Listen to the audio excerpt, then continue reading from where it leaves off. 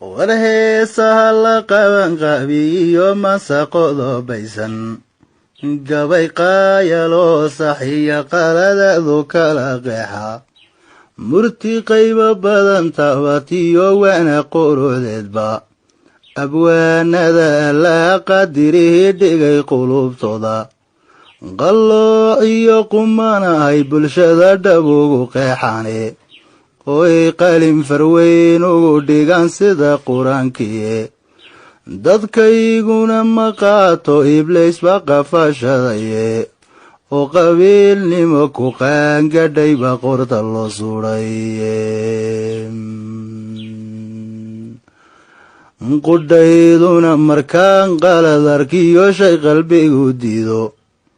warqaabka abwaanada hore qoreeyay suganta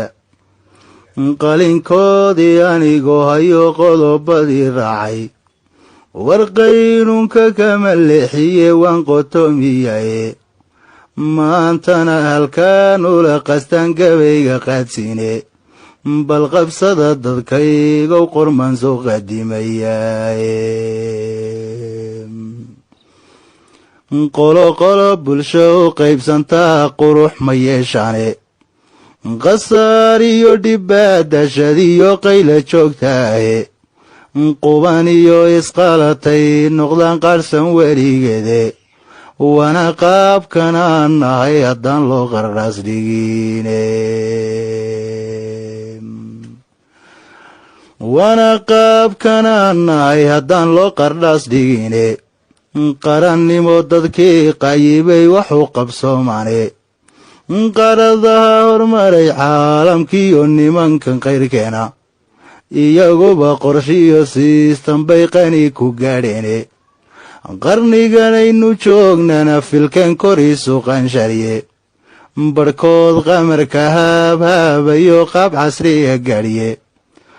qaran adag inaan yeelan iyo dawlad qara weyn leh oo midnimo wax loo wada qabsadoon laysba kala qaadin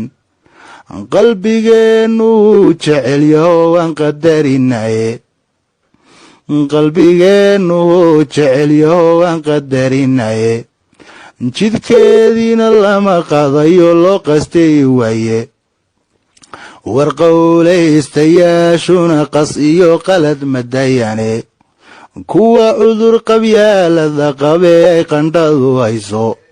qaribkooda inan qaadacno qabanaya diide qodobada su'aashaydii baan qeexaya weliye qabyaaladii qarkaynaga ridiyo sayinoo qulubtay iyo qaribkay leedahay markaan hadalku qeexayno waan wada qiraynaa inay shay qala tahaye qof kastana wuxuu odhan runtii way qadhaadhaaye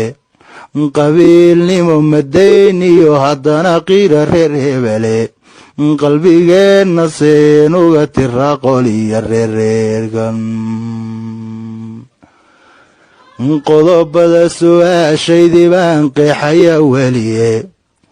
qaab siyaasadeed maalintii laysu yara qoomo amay laba isqabatee kursiga la isku qoransho isu qorinta xaajada markay tala qadhaadhato ama qoorta la istaro sidii awrtii guga qow